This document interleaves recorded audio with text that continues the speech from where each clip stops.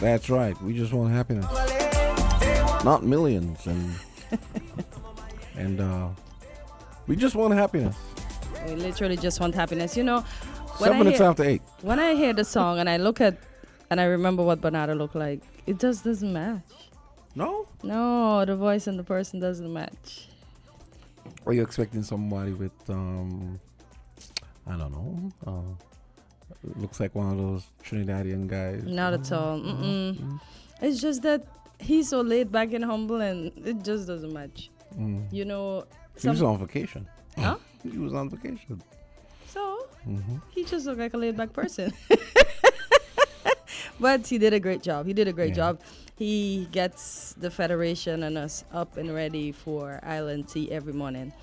If I tell you what I have in my cup this morning, some coffee mixed with the tea from yesterday. So it's chai tea, ginger, and coffee this morning. Really? Yeah. Okay. Yeah, I didn't know you drank. but this is just plain old chai tea for island tea. But yeah, I drink coffee. Too much. Oh, I didn't know you drank coffee. Too much. Okay. So maybe I'll bring some for you sometime. I have to be like AZ. Never. That's never going to happen. No, I have to buy a flask so that. No, seriously. Like, so that you'll make the island coffee. So I could have more than, because I mean that holds I think 20 ounces. And you don't need any more. One coffee is good enough. But hear me preaching to you. But they say 2 cups of coffee a day at least is good for you. I mean, I don't usually go past 3 cups. Sometimes I have more than that, and I go straight to sleep. That's why when I hear people say, "Oh, coffee keep what up?" Yeah, I don't know. Yeah, never. Yeah. I could never use that as a. It's like how milk makes some people drunk, Some people get drunk off of milk. I'm just joking. No, oh, I'm you just AZ. I'm giving him ammunition for when he comes into. Oh boy, you are just. Oh, that's like people saying babies getting drunk off of milk. Yeah. Yeah. Oh, they do. Oh boy. They do. It used to be very funny to me when like my babies were like on the breast and see how they used to look like. They used to look like a junkie in a trap house after just shooting up, like just lying there, like I want to go to sleep now. Spaced out, like. Wow, so they're drunk on milk. Poor babies. Oh boy, good morning to the Federation, the diaspora. Good morning, how are we doing? What is in your cup this morning? If you feel to share with us what you're drinking. Coffee. Everybody's going to drink coffee this morning, Jamster. Yeah, except AZ? Except get drunk on milk, dude. Oh Lord, get drunk on milk, dude gonna get you when he come in, He's going to get you when he comes in. So Jamster, let's start on the Boeing. Well, not the Boeing. Oh boy, before I get locked up, the Max. They say the bolt is what was found. So where's the door? They found the door as well. But not in the man's backyard though? No. Somewhere in the vicinity. But they also found someone's cell phone from the... Wow. Yeah. That got sucked out. Yeah, and the cell phone was working still. It was in airplane mode. It had the person's boarding pass on the phone. Oh, wow. Digital boarding pass. Yes, we know that's how it's going now. It's crazy, huh? I know. But that's good that it still works, though, because, boy, to go through all that trauma and then lose and have to be replaced, although they can replace it. But what I think, though, it's the sail effect, probably, or the wing effect. Because something like a phone it's heavy to us, but coming from that altitude, the wind would kind of blunt some of the gravity. So and then maybe landed like in a tree and then kind of had this kind of domino effect down. Yeah, rather than hitting the ground. Yeah. Wow. Well, I'm happy that everybody is alive, and I'm sorry for the little guy that lost his shirt though. But that must have been some. A guy lost his shirt? Yeah, a little boy lost his shirt. He's worried about his shirt. No, but he's alive, but he's fretting about losing his shirt. It's probably cold. Once the air start coming in there, it's cold up there. At least he knows he's cold. When you're dead, you don't know whether you're cold or hot.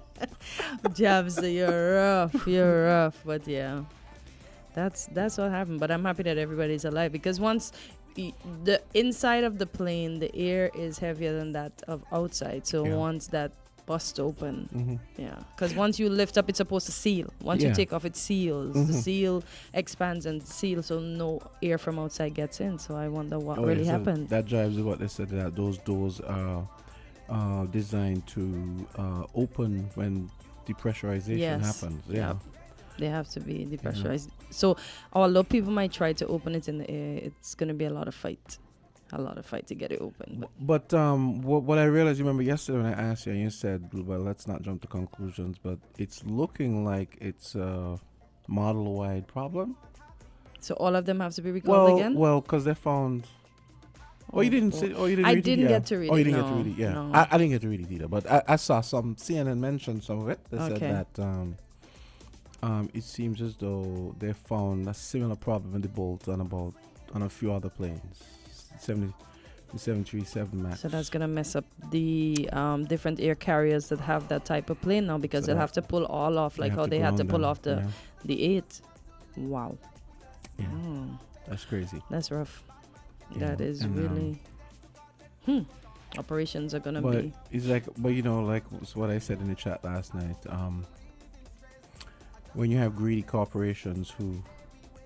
Because I could tell you, like a lot of these... No, but it's true. A lot of these companies, you sell these planes for so much money already, but yet, I'm not saying you're not supposed to streamline and be like, like brutally,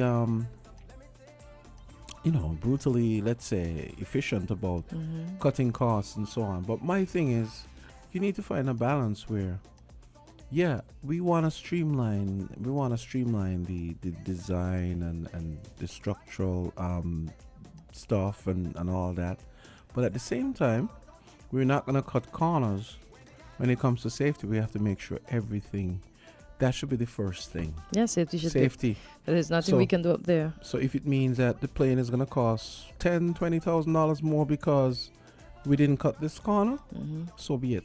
Because when you're spending, what is this, like $40 million for one, It's a lot of money. When you're spending that kind of money, what's another $100,000 also? If you're going to make sure that, because let's face it, these planes, these planes are pretty safe. Yeah. And in spite of this, the planes are still pretty safe, right? Yeah, but it's going to be interesting to see what turns out to be the cause of this. If it's something along the assembly line where maybe the bolt isn't torqued enough or something. The assembly line people will come first now and say, I did my job.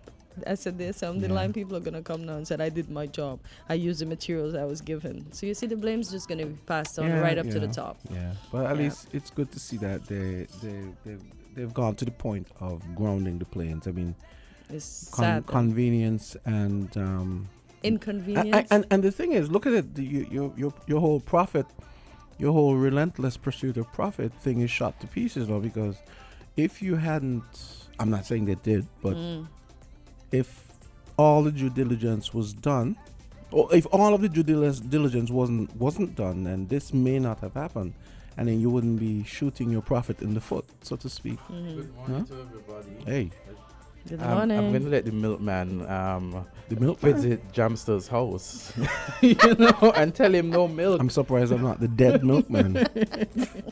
But as we discussed, and apologies, I ran a little late this morning. So as we discussed, and I see the conversation on the Boeing, in fact, it seems as though in the United States, it's the Alaska Airline and United Airlines that have been using the MAX 9. Yes, and so they grounded the planes, and as Jamsa indicated, what they found, based on the article that I saw, was that there seemed to have been issues with the bolts that hold the door together.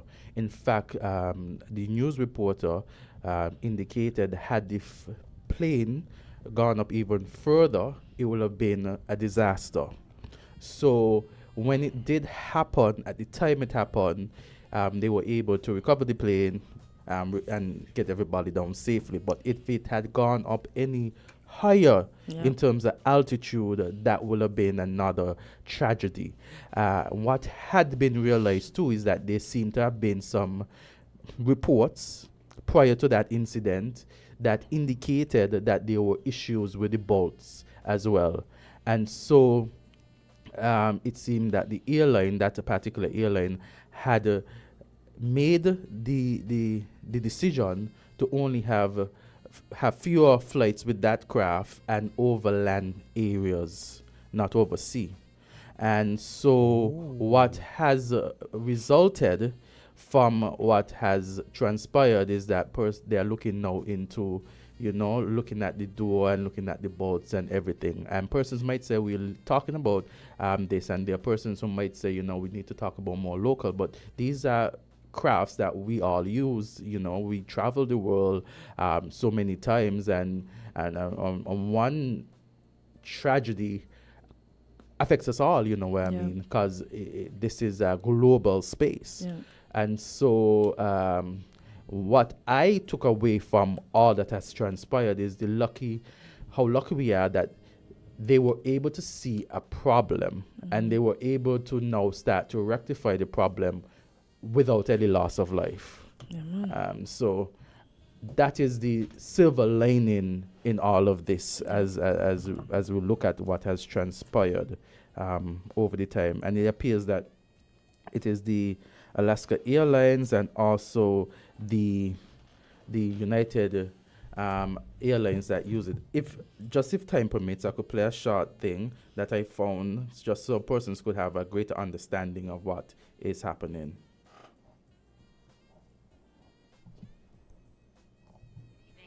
O'Donnell, and thank you for being with us on this Monday night. We want to begin tonight with a major new development after that terrifying blowout in the sky.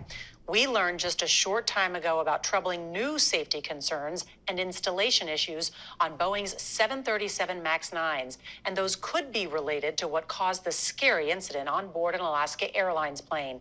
Remember, the cabin lost pressure, horrifying passengers as items, including an iPhone that remained intact, was actually sucked out of the plane.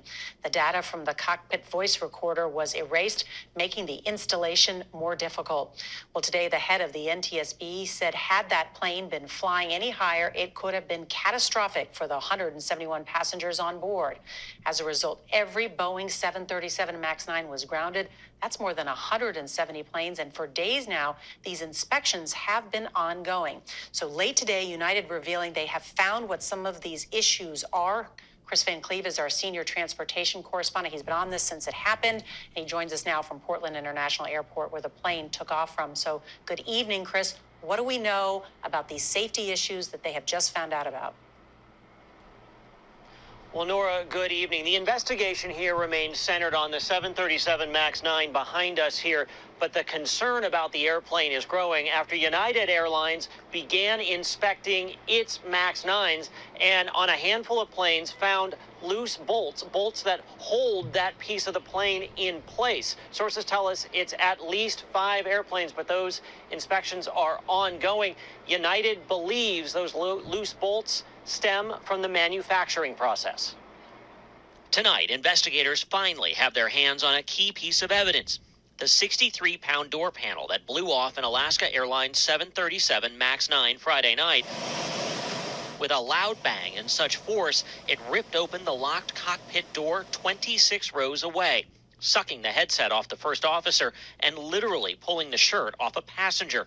Nearly the entire cabin shows signs of damage, like these mangled seats next to the gaping hole that were fortunately unoccupied. There was moments of, am I going to make it? As oxygen masks fell, passenger Nicholas Hoke texted family what he feared could be his final messages. That I love them, and I'm not sure what's going to happen here. I'm in this predicament. Saturday, the FAA grounded all 171 MAX 9s in the U.S. In 2019, all MAX jets were grounded for 619 days after 2 deadly crashes linked to a design flaw killed 346. Here in Portland, a school teacher found the missing door panel in his backyard.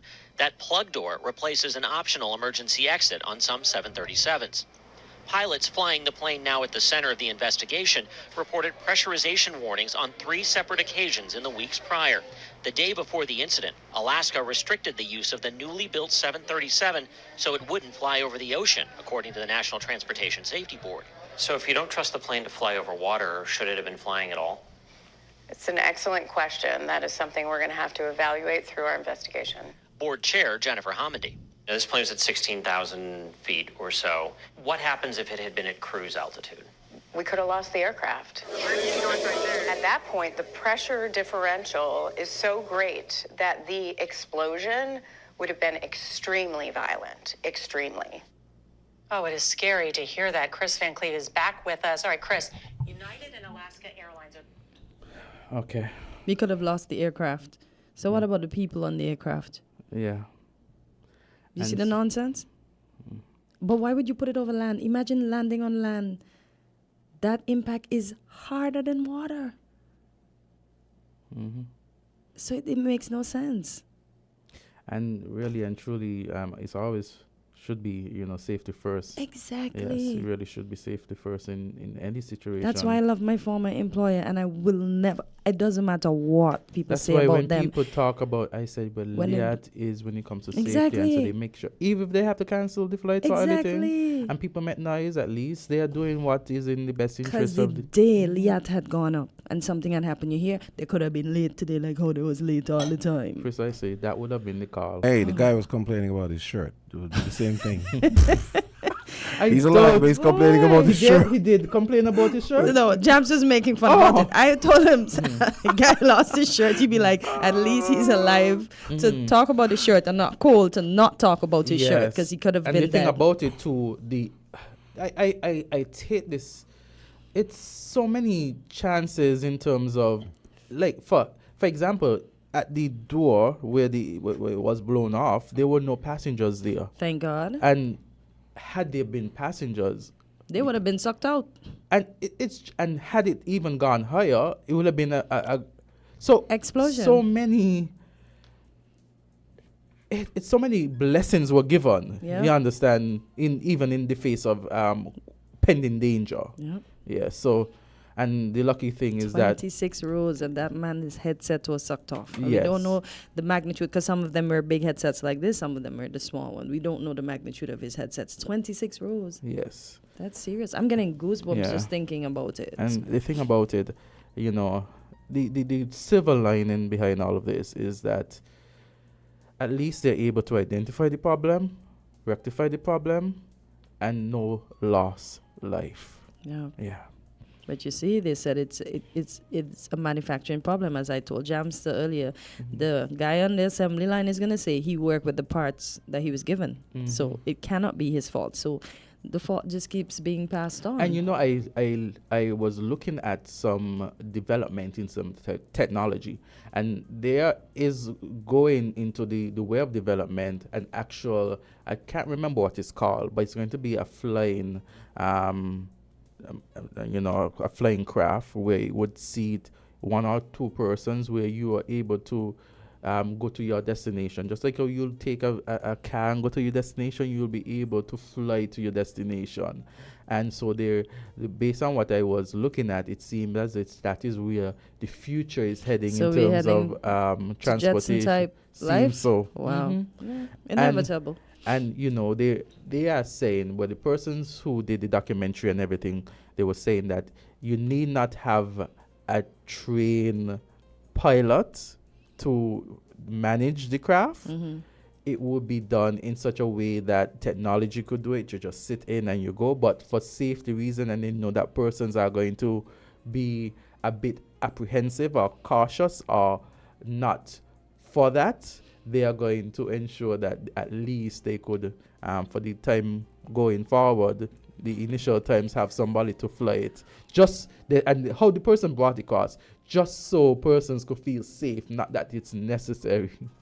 So all of these technology and stuff like that, and, you have to be mindful because, technology is good, but at the end of the day, problems. So we also indicated that we would look at some of the messages, the New Year's messages. And when I think about a New Year's message, I think about, thinking, reflecting on the past, what has transpired, and inspiring, giving hope as to what is to come, because it's always that time when you cross over, and I say cross over because even though you go nowhere, you stay where you are in terms of, one moment you were in one year and the other moment you're in another year.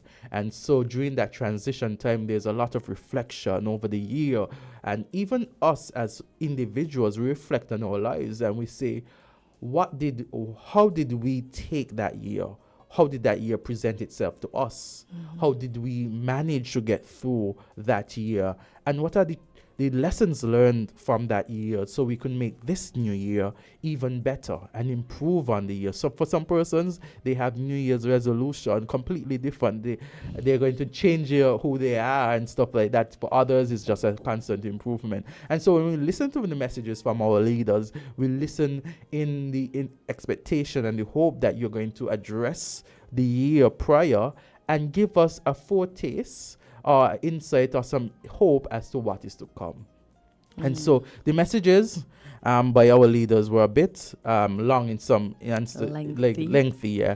So so what I try to do, just for the interest of time, because we don't have much time, we don't want to stick on one topic for the entire. So just the first 3 minutes, and so we could have an intake of what was said. And so we could have the audience and persons call in to give their views on the messages. Granted that we told you that we were going to focus on the messages, so you had the opportunity to listen in its entirety, the messages like yesterday and even this morning if you didn't have the chance. So we have those videos, and so we'll have the first up. I don't know which one Jamsa is going to play first, but we'll just listen. I guess maybe we should play Hanley first. Okay, that's fine. Okay, so here we go. First 3 minutes. Okay, it's loading up. No problem. Oh, it says the video can't be played. Oh gosh. Interesting. What has transpired? I don't know. Technology. Oh, I was just about to say that you took the words out of my mouth. If it can, then I could play it from my phone. You have it? It's trying again. Let me okay, see. no problem. I don't understand. So these recordings, I couldn't get everything, and so I just tried to get the first 3 minutes, and hopefully other persons were able to listen to them in its in their entirety. So okay, let me use my phone instead. No problem. Because Apple likes to lock down stuff, right? So. Let me just. This is why apples need to be thrown away. No, they get rotten. I will not support that. And get an Android, kind sir. Android. Yes. Android is the other extreme. Yes. The bus. A little too permissive. And for those persons, Real Talk with Lavi was last night, and she has indicated that Ras Kelly, Soca Manak, and Road Mad Champion is going to be on Real Talk with her in her next show. Yes. Yes. So I'm looking forward to that, actually. She always manages to land these you could say left field guests who like last night I was telling her, man, I should have thought of that. Yeah. So we have the videos yet? Yeah, wait. Okay then. No problem. Okay. Yes. We're trying to fit everything in the morning. Yes, we're gonna have a good discussion. Why is this not playing? This stuff might be copyright protected from Ken Whoop. From your phone? But I could play from my phone, yeah. That's fine. Okay. That's fine. We understand. Okay. So I'm gonna play Dr. Hanley's first, and then we could. Oh. What happened, Jamster? Well, no, but that doesn't explain the iPad, but okay. It was muted over there. So let me see. Okay. Is currently battling the flu virus and is unable to deliver the New Year's address live. However, as Deputy Prime Minister, I am pleased to fill in. We wish Prime Minister Drew a full and speedy recovery. As we embrace the dawn of a new year, I extend my heartfelt New Year's greetings to you and every one of you. The year 2024 beckons with the promise of a fresh start, renewed hope, and the opportunity to collectively shape our destiny. reflecting on the challenges and uncertainties we faced in the past year, I am deeply moved by your resilience, cooperation, and unwavering hope. In the face of adversity, you have demonstrated the strength that defines our nation. Today, I express my sincere gratitude for your trust and patience in your government as we navigate the path towards a brighter tomorrow and towards a sustainable island state. Your government remains steadfast in our unwavering vision for a sustainable tomorrow. This vision is our shared commitment to building a resilient and sustainable nation. Hope is not just a sentiment. It is a catalyst for positive change. It is a driving force that transforms aspirations into reality. As we stand on the threshold of a new chapter, let us hold on to the hope as a guiding light in our collective journey towards progress. Our St. Kitts and Nevis Labour Party administration, led by our Prime Minister, the Honorable Dr. Terence Chu, believes that economic growth is not only measured in statistics, but also in the sense of security and peace it brings to our lives. As we project significant strides in the housing construction, increased tourism arrival, and infrastructure development, let these advancements be a testament to our dedication to creating a safer and a more prosperous nation. As we embark on this journey, let us prioritize the well-being of our families, our neighbors, our visitors, one another. In this vein, your government continues to serve based on the core principles of the St. Kitts Nevis Labour Party administration for the good that we can do. The vision of St. Kitts and Nevis as a sustainable island state. Okay, so that was the first 3 minutes. I tried to give everyone the first 3 minutes, regardless of where it fell. You understand, and what they would have spoken about. Yeah, that's fair. Yes. Very fair. Because I couldn't do. Trees are charmed. Yeah. That's why I said after 3 reports from the plane, they should have done better. And now we have Sean Richards of the People's Action Movement. Fellow citizens and residents of our beloved Federation of St. Kitts and Nevis, I greet you as the political leader of the People's Action Movement on the dawn of the new year 2024. Not knowing what the next 366 days will hold, we pray for your good health, for peace, and for prosperity in all of your plans and aspirations for 2024. We assure you that we will use all of the platforms available to us to advocate for you, to represent your best interest, and to ensure that there is participatory democracy in an effort to make this a productive and successful year for all of us. To look forward, one must look back to examine the shortcomings and plan the best way forward.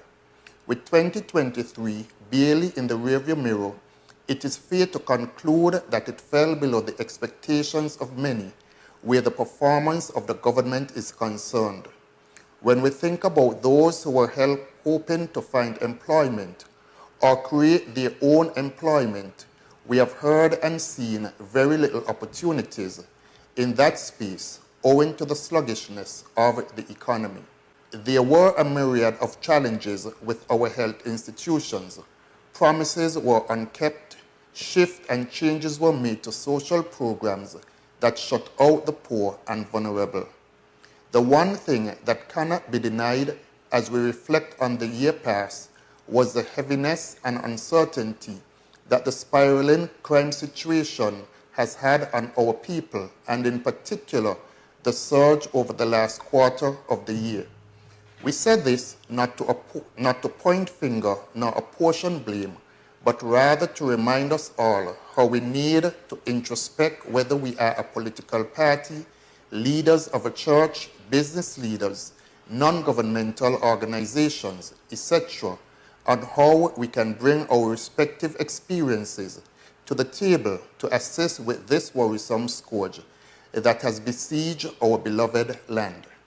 As a political party, we are fearfully concerned how all the gains we have made as an island nation can be erased if we continue on this trajectory. For this reason, in 2024, we give our commitment to the government of our readiness to sit at the table to lend our experience and... Okay, so that was the first 3 minutes of the message from the leader of the People's Action Movement, the Honorable Sean Richards. Okay, and we have the final one, the leader of the People's Labour Party. Kitts and Nevis, to address our citizens at home and abroad, and residents and well-wishers of our beautiful Twin Island Federation of St. Kitts and Nevis. By God's grace and mercy, we are here at the beginning of another year, having endured numerous challenges in 2023. Let us together welcome 2024 with hope for all the opportunities this new year should bring. Today, I reflect on the past year and look forward with humility and love, which have been crucial pillars of my life as a citizen and as national leader. I am grateful for the opportunity granted to me to have served and to continue to serve our wonderful country, and to contribute to the delivery of solutions and strategies that improve the quality of life for all people. As the third Prime Minister of the Federation of St. Kitts and Nevis, I was able to lead a government that accepted the fundamental duty of the state is keeping our people safe and creating economic growth to ensure everyone shares in a more prosperous federation. We took this duty seriously, and the results showed. Our significant investments in the hardware, software, and human resource development of national security were undertaken to deliver a peace dividend and to free our country from societal dehumanization and the diminution of lives. Thank God, a significant peace dividend was in fact derived. The impact of this peace dividend on our economy and our society at large was evident, not only by the dramatic reduction in homicides, but also by the record high number of individuals employed and gainfully contributed to our communities. The growth of hundreds of small businesses owned by the sons and daughters of our city and rural communities stands as a clear testimony for the impact of our success in keeping our country safe, as well as our achievement in delivering other support. Okay, that's the first 3 minutes. Okay, so we had each first 3 minutes of the address made for New Year's, and by the, in the absence of the leader of the government, the Honorable Prime Minister, due to flu, Deputy Honorable Dr. Jeffrey Hanley delivered the address, and so we heard that address first. Then we had the leader of the People's Action Movement, the Honorable Sean Richards, in his New Year's address, second heard. And then the final address by the leader of the People's Labour Party, Dr. the Honorable Timothy Harris. And so those persons out there who are listening, if you have any views on the address, perhaps you would have listened to the addresses in their entirety, this is your opportunity to, speak with us and tell us what you thought about the address that was made by the various leaders. It's New Year's Day. Well, New Year's is a new year. It was made on New Year's Day for most of them. I recall that Dr. Harris, he released his address a few days after. And so we have all three now. Was that strategic to hear what the others have to say and then try to build a nicer one? We have a call. Okay, we have a call. Caller, go ahead. You're live on MNT. Yes. My view on the tree. It look like Jeffrey and praising the country and the achievement that we have gained over the past 2 decades. Jeffrey praising Joe because Jeffrey know what he wants. But Azard, let's go a little further than this speech. We would like to hear you bring up that piece denied in the assembly when they showed democracy under the desk that they were sitting, the Labour Party. You have to shine the light. People want to hear it. I have some shut-in friends who want to go give a little change at Christmas time. They want to hear you all as young people talk about that and where they're going. People vote for Timothy. What they have done is something wrong. And they got no respect for none of them, They got no respect for none of them. I thought that young Labour Party tends to say that the different. We're showing something different, that the party politics. And whether this play during the National Assembly is very dangerous, Azard. And I'm looking for you all to come one of these mornings and let me debate it because it's so damaging. So damaging. You could imagine, Azard, you had so much critical division. Was home for the holidays and they thought, oh my God, have a good day. Yeah? Nice lady, nice wife lady, have a good morning. You too, Jam Down. Thank you so much, Jam Down. Yes, I recall when I looked at what transpired, I did say that it seemed like an abuse of, to say that I'm in charge and, and the call has been made and persons have been saying that, when Dr. Harris was there in the house, he would have done a similar thing. But I said to those persons who say that if it is that there's a bully and you felt that you were being bullied, to now have the upper hand to bully the bully makes you no less a bully than the bully that was there before you.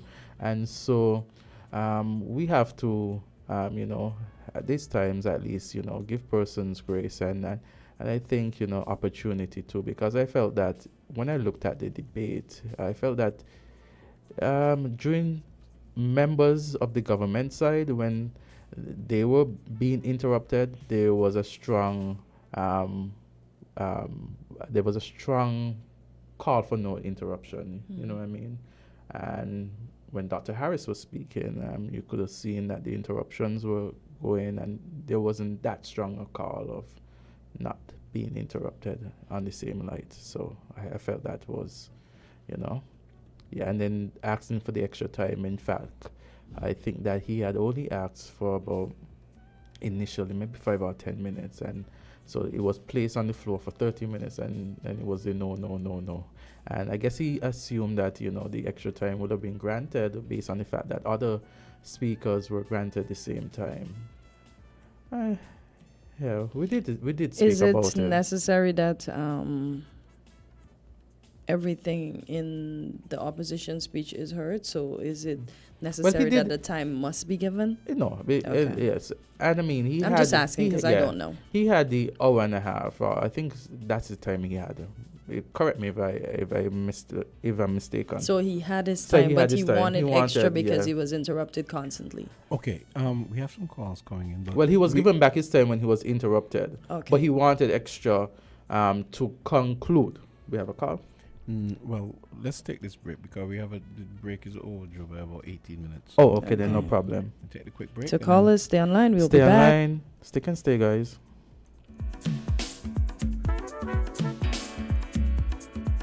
WINN is 98.9. 98.9 is WIN FM. Dreaming of that perfect getaway? Hop aboard the Makana Ferry to the breathtaking islands of Saba, Statia, St. Martin, and St. Kitts. Embark on a delightful journey and enjoy sun-kissed beaches, vibrant cultures, and unforgettable experiences. Visit MakanaFerryService.com to book your island hopping adventure today.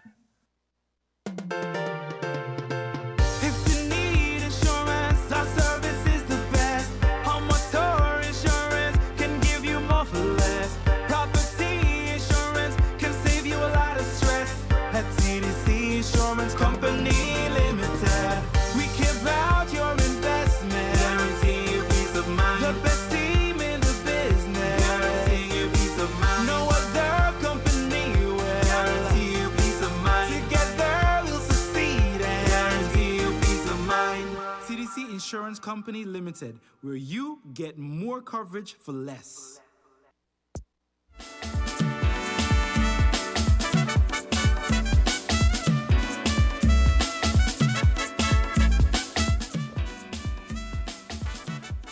And we're back. Island T. Yes. We had callers. The callers still calling. The phone's still ringing. I don't know where to do this at.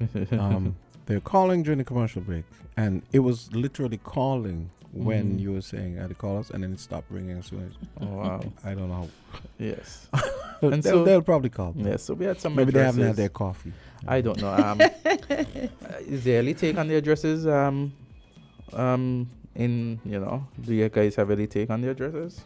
Well, I have some technical takes. I think the choice of music for thing was wrong. I had this ambient thing which I didn't think was appropriate. Which one? And for Jeffrey. Okay. And I think Harris, the music was too loud. Yeah. It was overpowering him. Yeah. Okay. Caller, go right ahead. Good morning, Jamster. And good morning, Candice. Good morning. And good morning, Azard. Good morning. Good morning. How are you doing? Well, I'm here. You come like if you want to accompany me, but I'm just trying to fight it, Just feel a little snuffy right now. But anyway, I just want to thank God for the Federation of St. Kitts and Nevis. Thank God for life. Thank God for you all coming on for the new year, 2024. And continue to update and highlight the people about what's going on in the Federation and in the diaspora. I believe you are doing a wonderful job. Thank you so much. But my little concern with our politics here, Dr. Harris was a long-serving member of the Labour Party. And I believe that the bitterness of the standing St. Kitts Labour Party still remain in the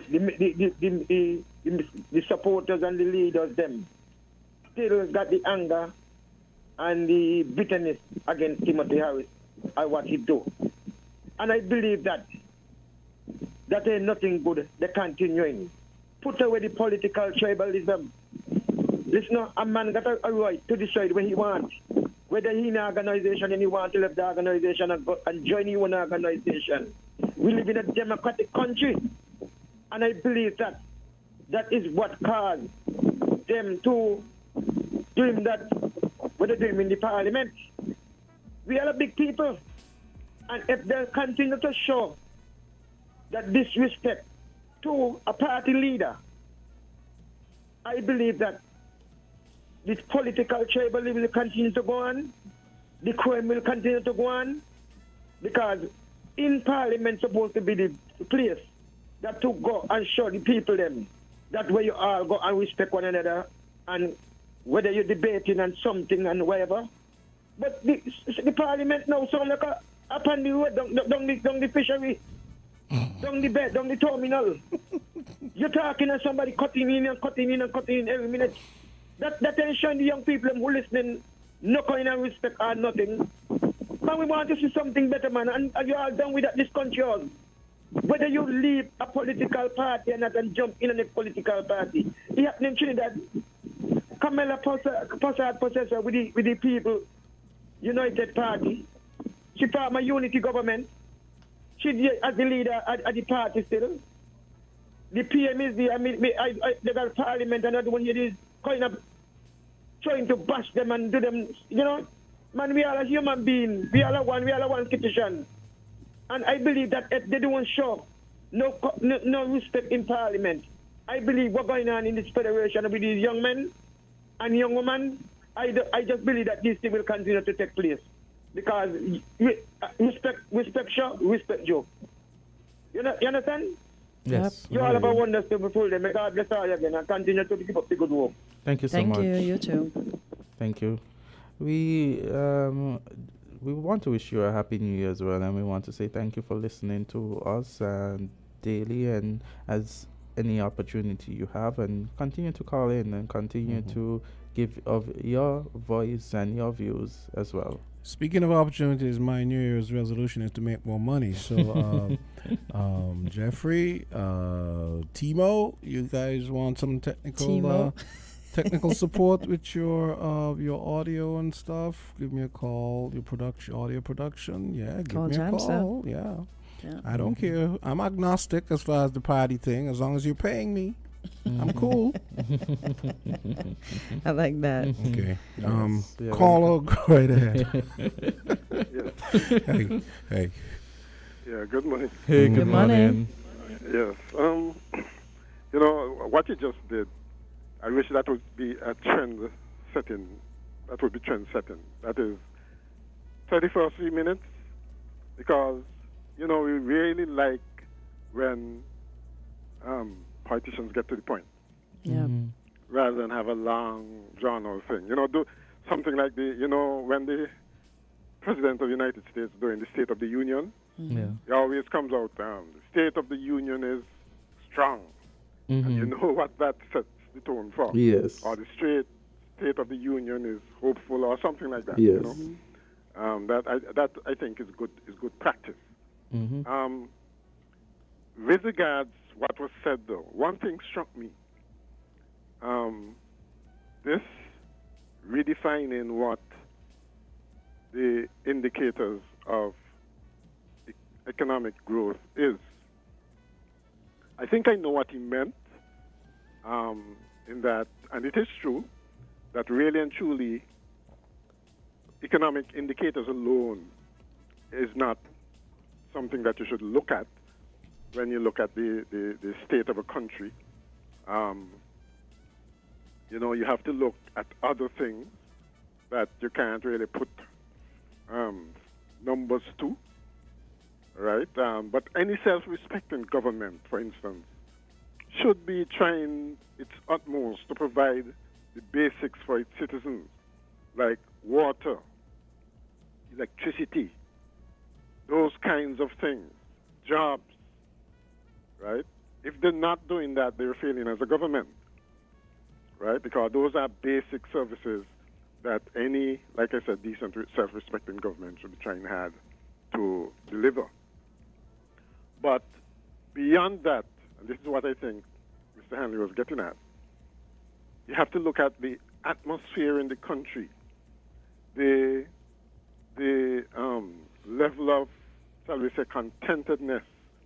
If you have people living from hand to mouth, or really struggling to make ends meet, and always living paycheck to paycheck, that is not good. Regardless of how good the overall economy might be doing, if you have people like that, the country is still in trouble. That's one of the things I think the U.S. is facing right now.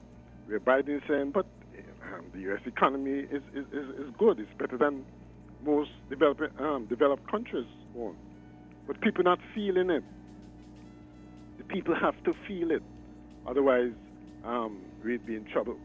And then there's the security aspect of it, where you can't really, that obviously has a psychological impact, right? And yes, you look at the raw numbers, and the raw numbers show that, we're upwards of 30 again.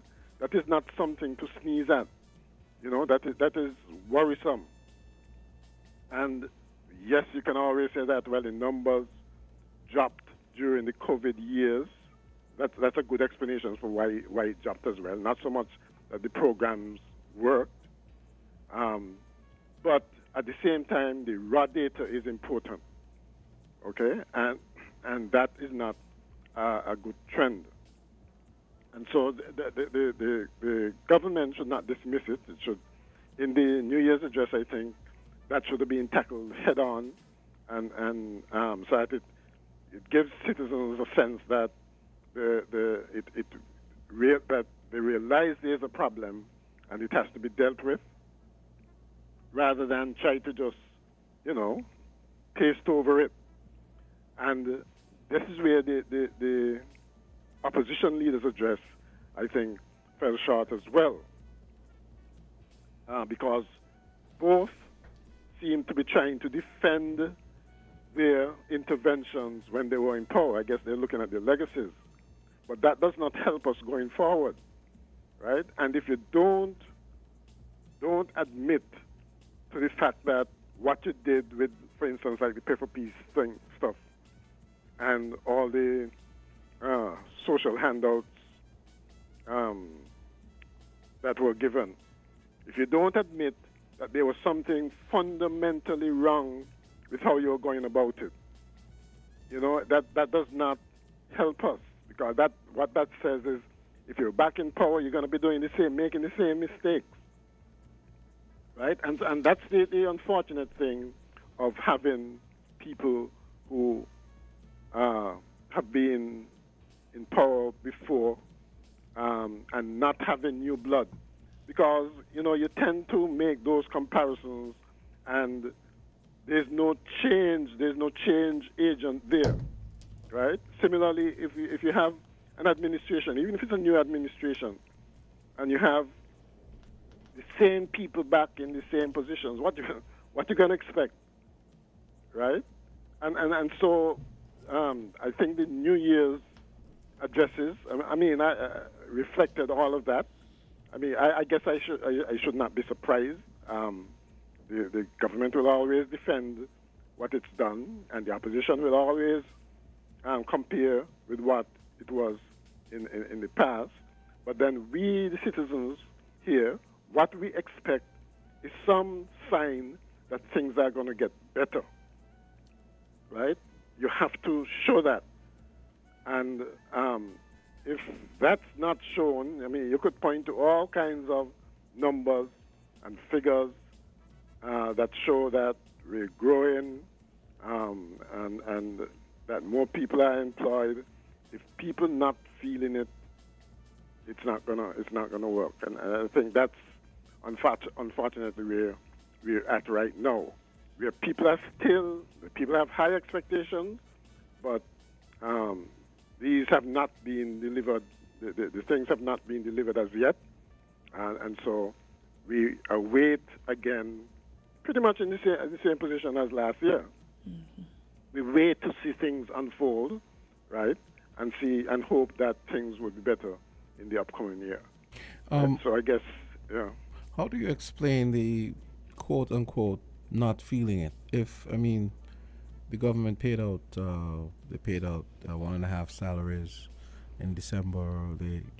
Most people paying Social Security got $500. $500 bonus. So how do you explain I'll also address the U.S. as well, because it seems counterintuitive to me, right? That especially in the U.S., you look at the job numbers keep going up, salaries have gone up a bit, and yet here we're hearing and think about the bounties paid out here as well, and you're still hearing people are not feeling it. Is that just anecdotal? Well, is that just subjective on your part, or is this really a thing? I would explain it this way, right? Let's say you get an additional $1,000 or $1,500 coming from somewhere, out of nowhere. If you're okay economically, what are you going to do with that money?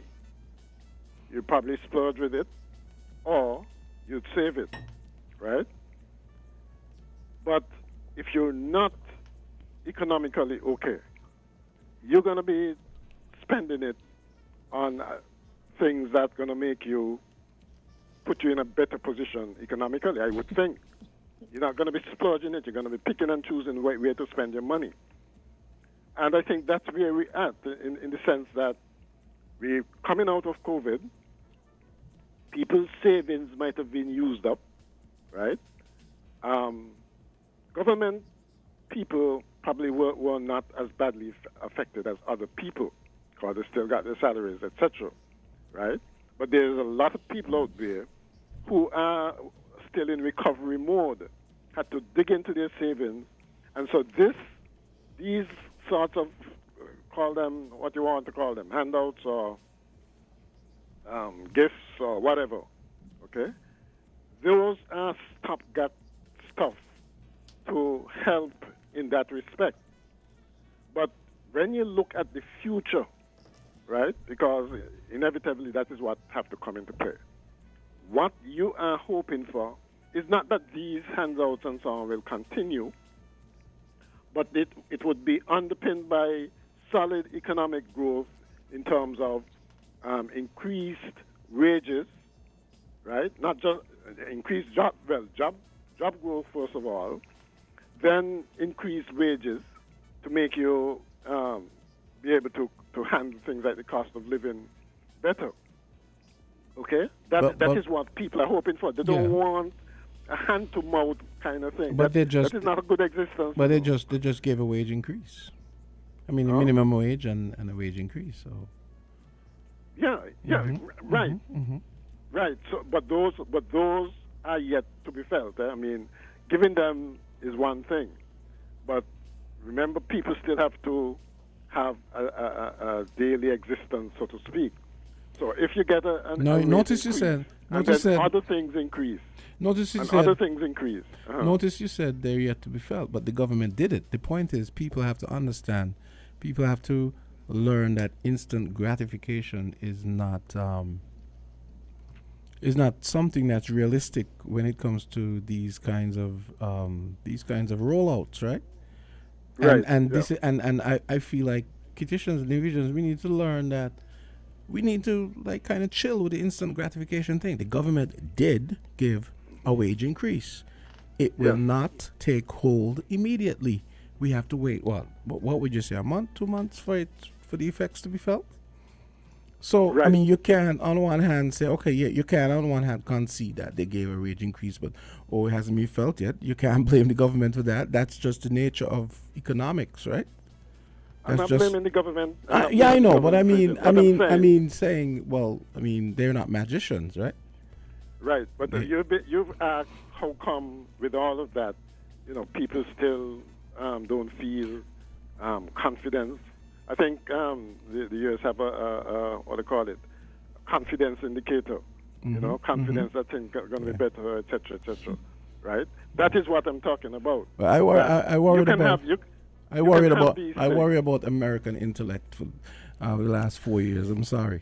So I mean, I don't. Yeah, because the leading country, well, I know in the sense of look at who they elected and who they want to elect again, at least based on the polls. And why you think they might want to elect him again? Because he delivered what we might not like what he was delivering, but he delivered what he said he would deliver. Oh boy! And that's the bottom line, If you promise the people something, right, you had better deliver. Otherwise, they're going to hold you accountable, yeah. Right? You're correct. And that's the thing. So yes, I'm not saying the government has done quite a bit, I think, in terms of giving people a hand up and so on. Okay? But in the final analysis, that's what I'm talking about. In the final analysis, if people don't feel good, the first opportunity to get to express that they don't feel good, you can bet your life they're going to express it, right? And that's I think is where we're at. People are in wait and see mode. I want to see the water has been promised. Those basic things have been promised. Okay, once it's delivered, you might see that confidence indicator go back up, because people see that things are working. If more job growth and opportunities come, people are going to be working, don't have to depend so much on government. They don't have to be worried about paying the bills and still eating food. Once that happens, you can bet your life the government is going to be doing well in terms of its popularity. But if these things don't happen, right? If, for instance, the bad things that some people in some quarters have been suggesting, including the opposition, that increasing minimum wage is going to result in less hours and people being laid off and those things. If that happens, it's all a gamble, you know. If that happens, again, confidence is going to go south, okay? And I maintain the best way to make sure that we're on a good track is to get as much investment, get as much growth, job growth as possible. But also so that people feel in control of themselves, of their lives when they're working. Yeah. I take that point, but we also would be remiss if we don't mention getting the crime, especially the violent crime thing under control. Yeah. So, because and that again, I think Sean in his address suggested that his party at least stands ready to assist in that regard. And I think the government should call his bluff and have try to tackle this thing as a national effort. Yes.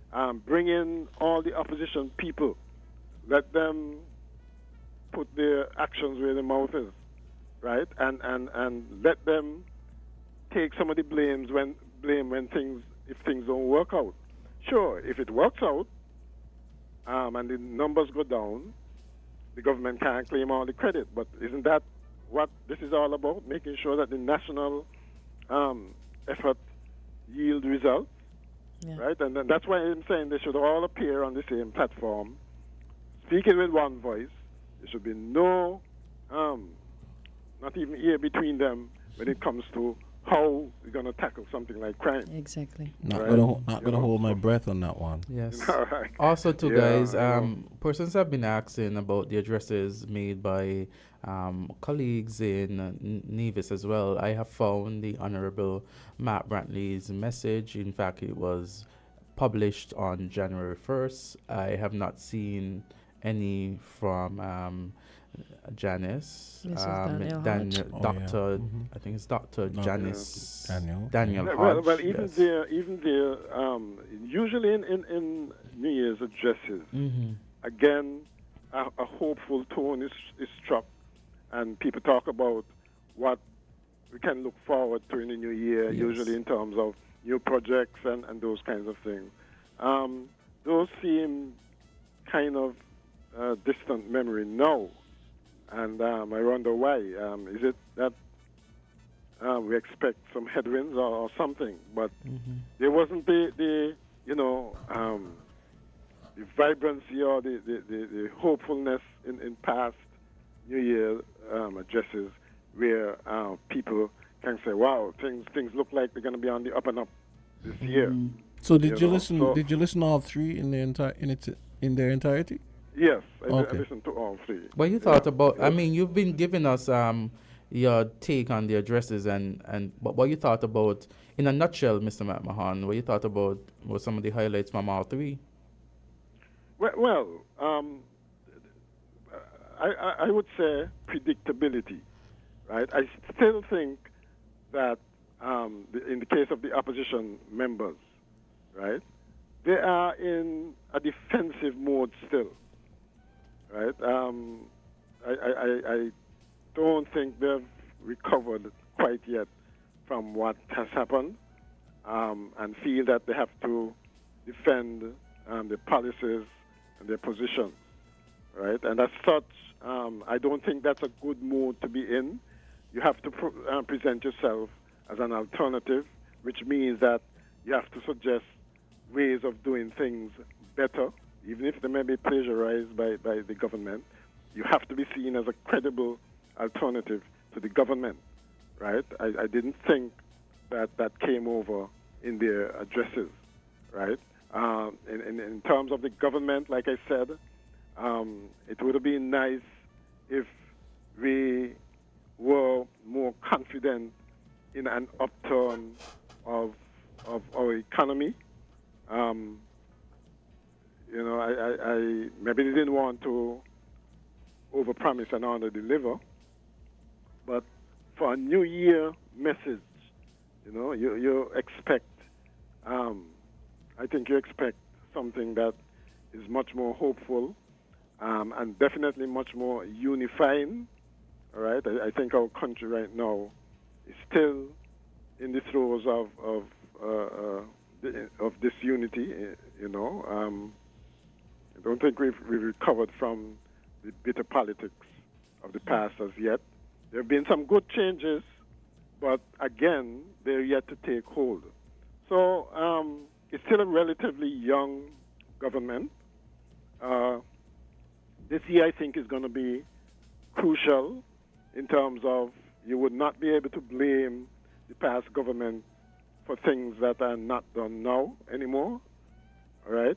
People would expect you to solve their problems and act like a government that is in control of what's happening. Okay? And I'm not sure that the address struck that kind of tone of confidence. I'm in charge. We're on top of this. The things that people complained about, whether it's from the garbage on the streets, bad roads, or those kinds of things, that those will be immediately addressed. Okay, because like I said, those are mundane things that any government this day and age should be delivering for its citizens, right? And if you're still struggling with those simple services, what about the big stuff of increasing investment, making sure that our tourism product is as competitive as our neighbors, because they seem to be really forging ahead with what they're doing, right? Are we making sure that our country, because when you look at it, we all live in the region. Sun, sea, and sand is still the biggest attraction, but the intangibles, what you can't see, that like how people feel, because it shows on a day-to-day basis. If you're struggling and you go to work in a customer service area, it's going to show that you can't just switch it off. It's going to show that you're not really happy, okay?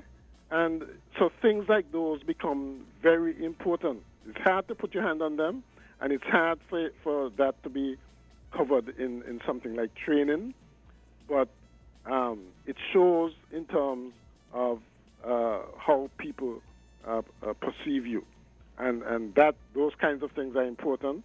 And so we expect that certainly in New Year's addresses and subsequent addresses as well, that people must be made to feel that they're okay. It just goes back to the confidence level of thing. Wrong track, right track, whether the country is heading in the right direction or the wrong direction. Those things not easily measurable, but very important. Last thing, what do you make of the rash of salary increases that have been announced throughout the Caribbean, and even some of the bigger countries? Turkey had announced, I think it was a 49% salary increase. I think that was like 2 weeks ago. And then Grenada, I think, last week. And St. Vincent is hoping for 20%. Well, what you have to look at, the obvious question is, when is election due again? In those countries, right? That's one aspect of it. Wow. Right? True. Yeah, right. And secondly, I think generally speaking, worldwide, people have kind of lost confidence in their government and their government ability to help them. Okay. Generally speaking, people look to government for help, St. Vincent election should be in 2025, just to say that. 2025. Mm-hmm. So next year. Yeah. Right. So, you have to look at those kind of things. But governments have been trying, will have to try to win back the confidence of people, because when things go wrong, whether it's a country going to war for whatever reason, or when the cost of living goes sky high, inflation goes up, and jobs are scarce, and people have to migrate, the blame automatically goes to the government, right? And so the government has to respond, in democracy at least, the government has to respond by doing things like, as you pointed out, raising wages to say that they're helping, okay? Unfortunately, in capitalist countries, it doesn't work that way. You better have a good, sound economy before you start raising wages. Otherwise, the economy itself is going to be in trouble, right? And so, but as a short-term, quick fix kind of measure, it's a feel-good measure to give people the idea that things are going to be better, and it's a gamble, like most things. It's a gamble. Sometimes they work, sometimes they don't. Okay. A lot of these things really is not so much competence and leadership. It's luck. Sometimes the stars align right, and sometimes they don't. But that's just the way it is. Okay. I want us to have a chance to listen to the Honorable Matt Brantley. So we're going to play that now for his first 3 minutes, and then we could have an opportunity. Mr. I suspect that would be a bit subdued. I find him very subdued of late. So let's hear what he says. Let's hear what he says. Okay. Yes, no problem. Yes.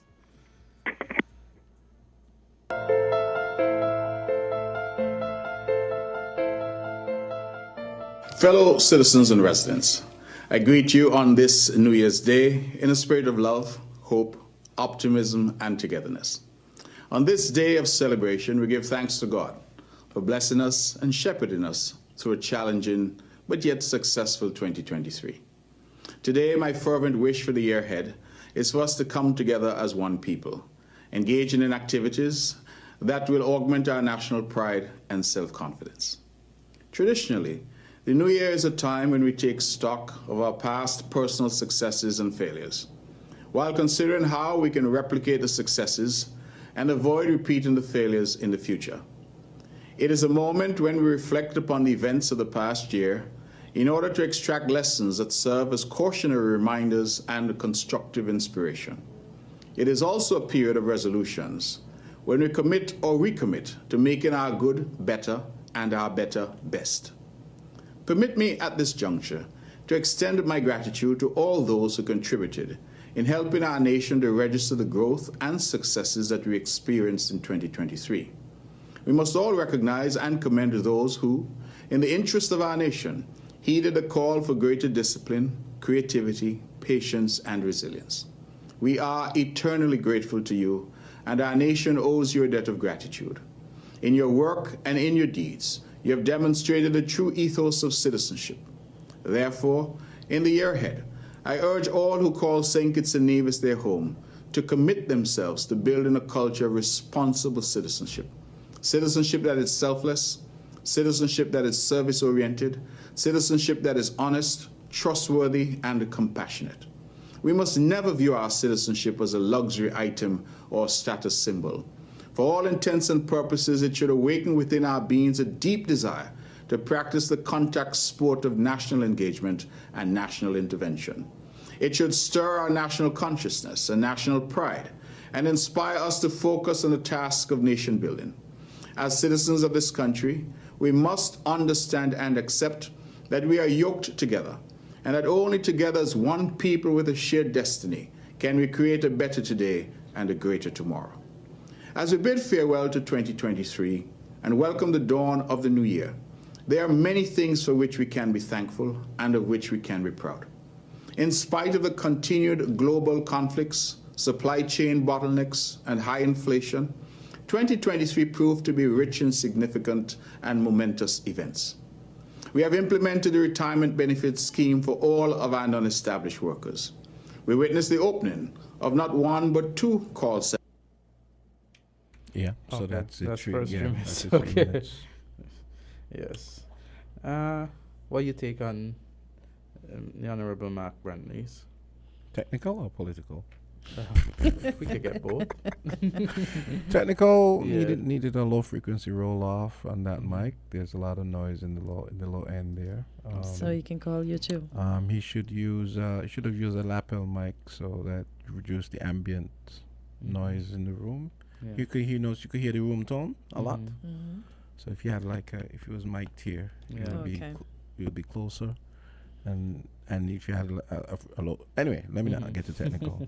And the other stuff, no, I'm kind of semi facetious with that. But yeah, but that technical stuff is thing. But to Ira's point, yeah, he said he seemed what was the word he used? Cautious or I think he said. He says low key. Yeah, I think maybe he's like that. mhm. Maybe I don't know. So I guess maybe Subdued is that's what yeah, you said? subdued. Yeah. I think maybe he's kind of unsure of what the year will hold, and as far as maybe the economy and in respect. So he's hopeful, but maybe we haven't heard his full presentation. We It's just have. the first, Good point. No, yeah, right. We haven't heard his full. Yeah, good point. We heard the first 3 minutes as Yeah. was given to others. Because he was just about to talk Yeah. about the jobs he created with the call centers. Yeah, Oh. and he did fit to me a lot in the 3 minutes. We have a call. You guys want to take it? Caller, go ahead. You're live on Island T. Good morning. Hello. Hey, caller, go ahead. Hey. Good morning to you guys. Hey, Rusty. Hey, Rusty. Happy Wishing New all, Year. Happy New Year. Happy New Year to you as And, well. I'm listening to. Sorry. Happy New Year to you as well. Thanks a lot. I really can't hear you guys. I really cannot hear you guys. I don't understand. Okay, that, cool. but go ahead. Yeah. Yeah. Okay. Cool. Yeah. Okay. I listened to PLP speech a few hours ago. I thought I was listening to a Saturday Night Live clip. That's one. I listened to the clip you just played of Honorable Brantley, and I'm laughing again because it seems to me that these people are saying something that is not. It doesn't do anything for me. I don't know if other people it does anything. Firstly, he started by saying everybody should come as one, and I just started to laugh. See, he said something about come as one. We should come as one in the new year. How the heck can we come as one when the what was CCM, NRP are fighting against each other, and the government are not looking after the other people? The same thing in St. Kitts. We can't come as one. We can't come together as unity according to the PLP leader. We need to unite. How the heck can we unite when everybody, his party, PAM, and Labour, they're all at one? These things, they're just saying stuff that they think people would like to hear. I don't want to hear them. Tell me what you could do for the country. Tell me in 2024, we're going to build houses, but not take up all the land to build houses. So we're going to do high-rise buildings in St. Kitts. Don't come in on nonsense to me. And we want water, and somebody can bring water. That's nonsense. There's nobody moving ahead. Nobody interested in moving ahead the country. Everybody just wants to do what was done in 1952, 53, whatever year it is. Nobody talking about today. We're in 2023. Why somebody talk about tourism? What the heck tourism? We just come out of COVID. There was no ships. We didn't see no ships come in. We're going back into tourism. We have Brimstone Hill. We have Black Rocks. What else do we have? Maybe Peninsula, and that's it. You go around the island in half an hour, you're done. We cannot live like this, people. We need to find an industry that can work. Technology, something in technology. Build on it. We had CBA money. We take the money and give it away. They could have used CBA money and invest some of it and use of it to build something in the country. So I don't know what. There are businesses that they could go to and say, listen, I need to expand your business. I want to export to Anguilla, Sabre, St. Martin, Antigua. We could have done stuff. They're not nobody thinking of those stuff. It angers me. It really angers me to have these stuff going on. And people just come in, oh, New Year, we're going to do this, and we're going to want the best of this. That's nonsense. That's pure crap. That's what I would expect from SNL, Saturday Night Live. I'm so sorry I can't hear you guys, so I'll leave it at that for now. I'm really passionate about my country. I think there's a lot that can be done, especially out here, living out here in Taiwan and seeing some of the stuff that they do here that we can do at home and bring our country up from begging Taiwan for money. We don't have to beg Taiwan for money. If we do what we need to do in agriculture, in technology, we won't have to beg a solar cent for anything. One last thing. I was listening last night, and people are talking about, oh, government can't do this, and government is do this, and it ain't gonna work good. The government run an airline, it ain't gonna work good, and that kind of nonsense. All that crap got to done away with. If you put Azard to run the airline and he ain't doing a good job, fire Azard.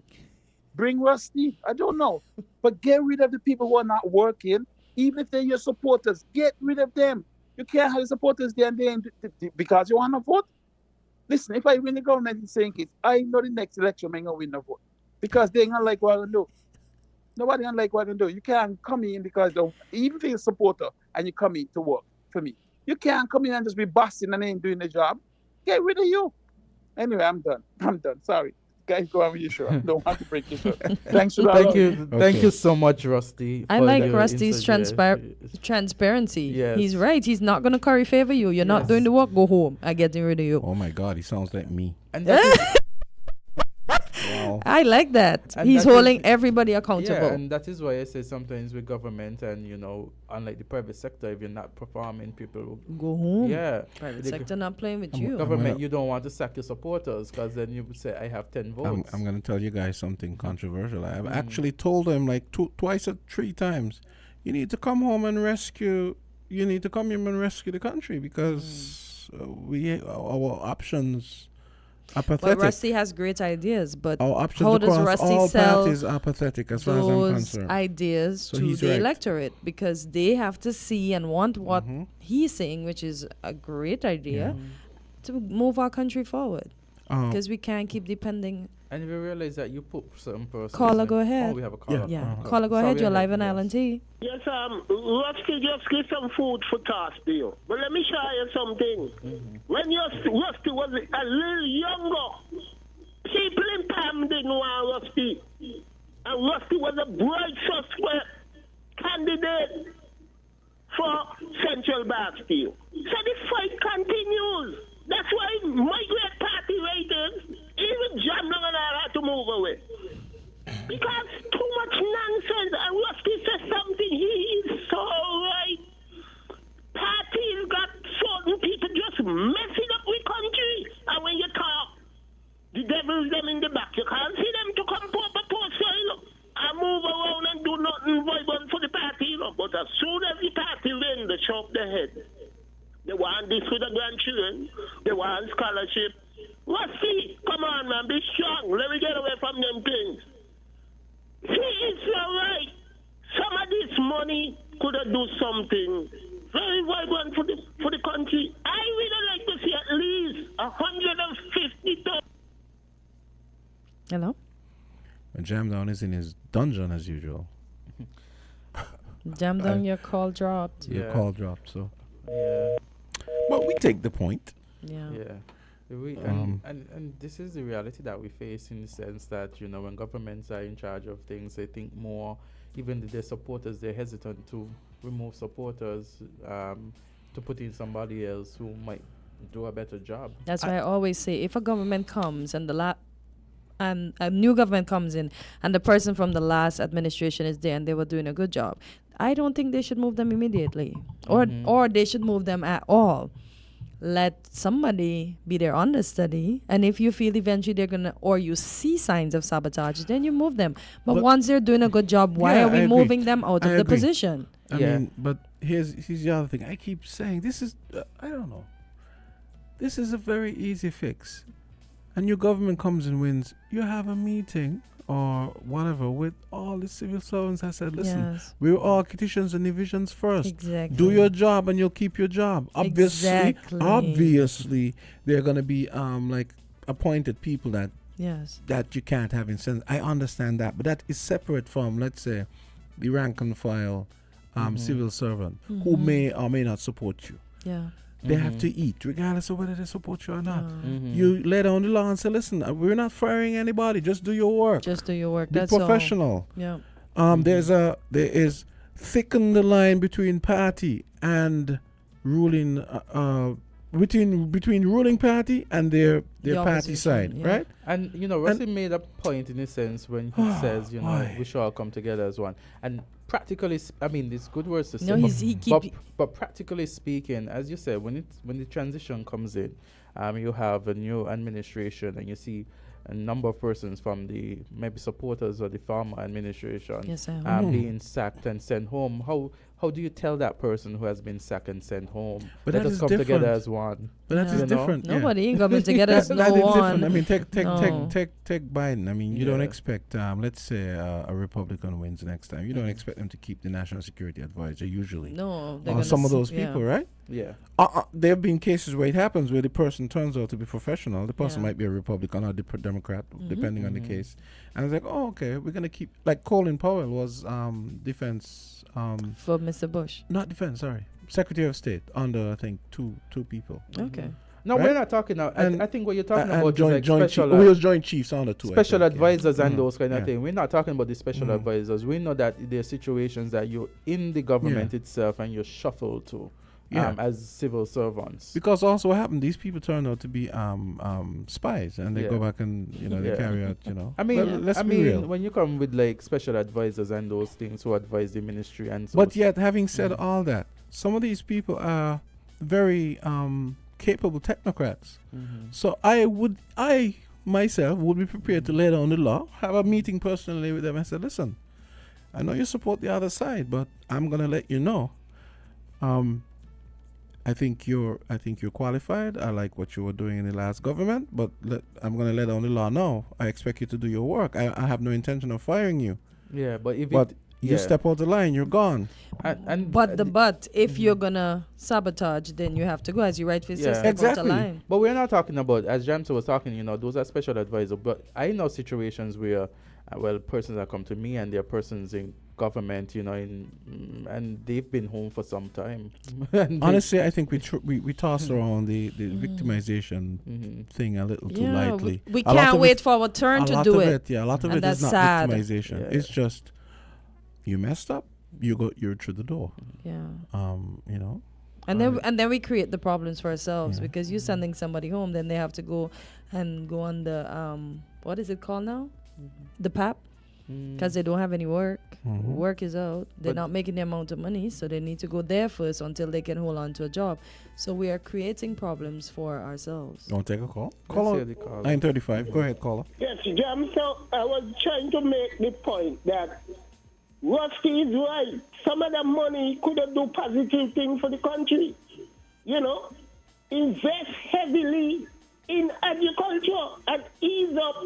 Right now, the Labour Party feel like if the country want anything, go ask the Taiwanese them. They have given us so much.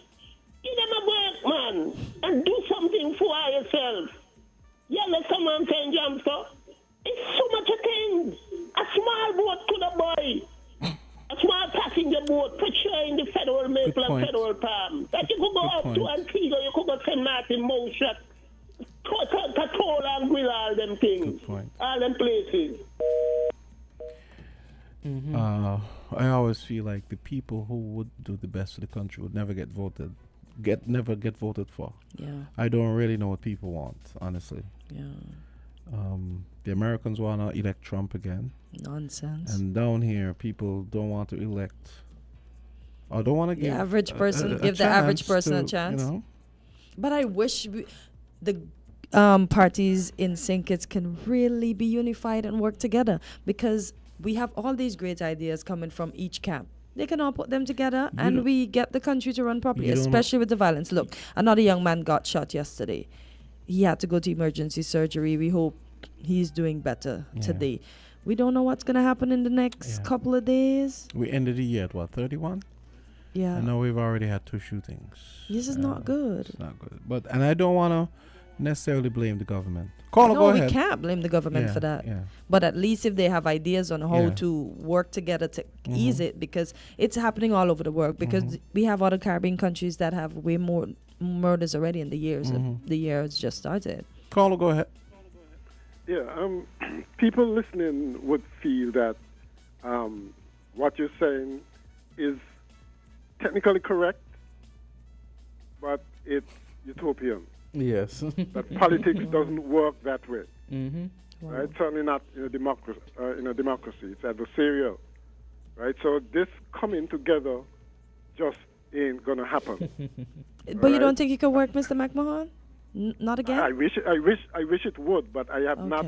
I am yet, in all my years here, I'm yet to see it working. Okay. Politicians call for it because they're expected to, but they don't practice it. Oh, wow. And that is the problem.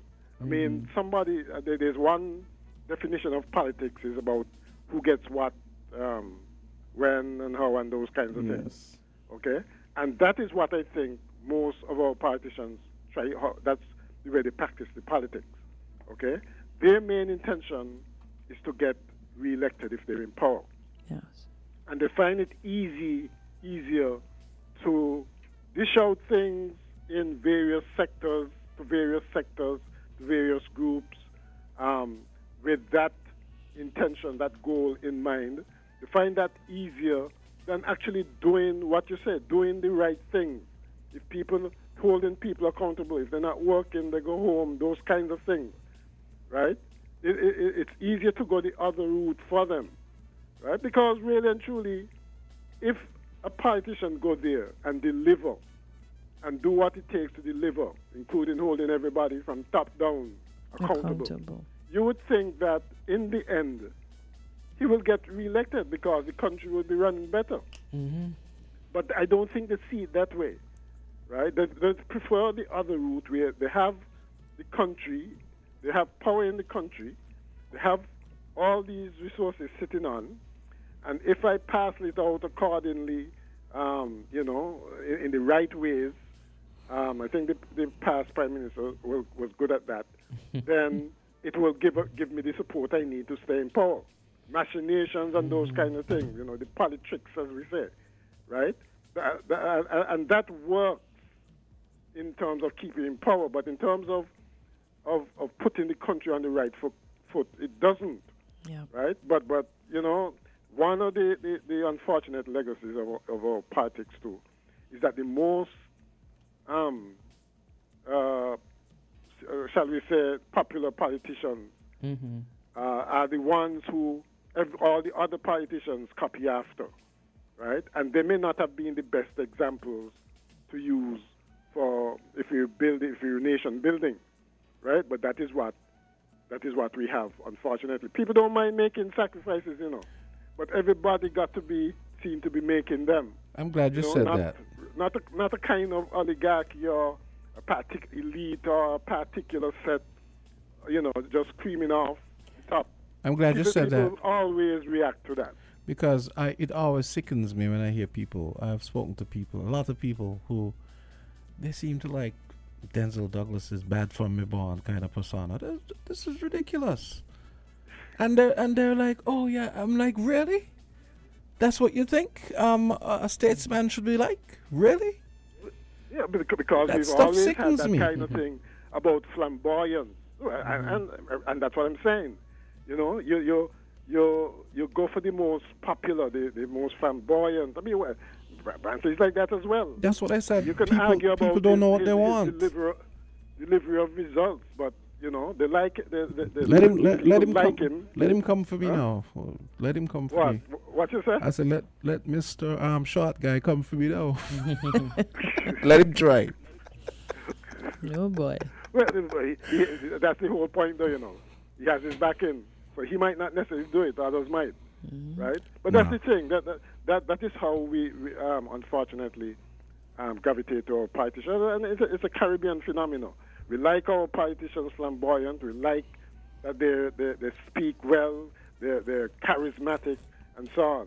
Okay, and we suffer because of it, because we don't hold them accountable as we should, and bad stuff keeps happening. Exactly. Right?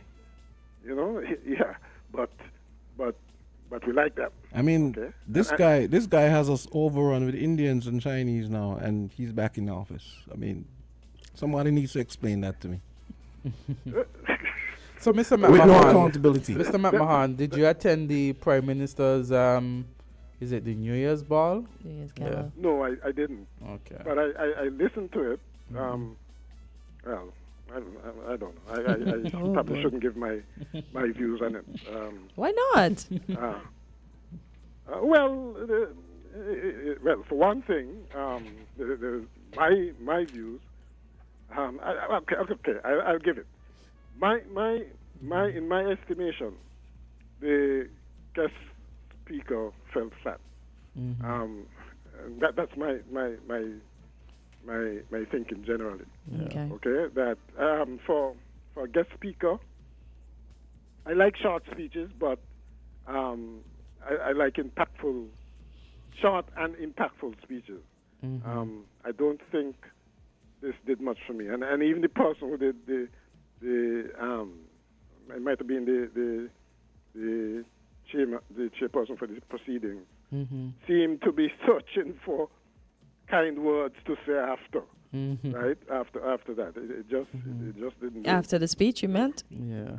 After a speech, yes. Okay. You know, it just didn't. There is as because there are comparisons that can be made to past ones. I mean, there have been past ones that have been really impactful. Okay. You know, you remember them, right? It seemed like a lot of the focus, because I didn't attend, but I looked at it from snaps and social media, and it seemed a lot of focus that persons paid attention to. And you talk about the speech, when persons, and you could see what persons are interested in, because they capture what they're interested in. Yeah. And it seemed a lot of persons were interested in the entertainment.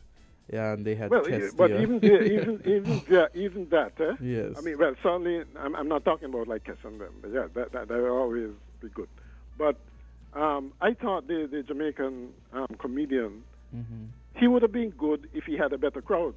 I right? listened to the comedian as well too, and when I look at his videos on YouTube and those kind of things, I didn't feel like he reflected at the event. Which one are we talking about? Last year's? No, the current one. The one that just passed. Okay. Yes, the one that. I like I said, maybe it was the crowd. I use the word subdued for Brantley, and I think you spotted. Yes. The same thing. Yes. And I would say the crowd here was subdued as well. It seemed as if they weren't in a really laughing mood, I guess. Because, you know, a comedian really feeds on his crowd. Yeah. And if he doesn't get the kind of reception that you know, a crowd should give when they appreciate, he's going to fall flat. Yeah. And I don't think it was kind of undeserving, I find, for him, because it wasn't that his jokes were bad. I guess it's just the audience. You really feed from the audience. Yeah. Yeah, you know, but you know, it can't be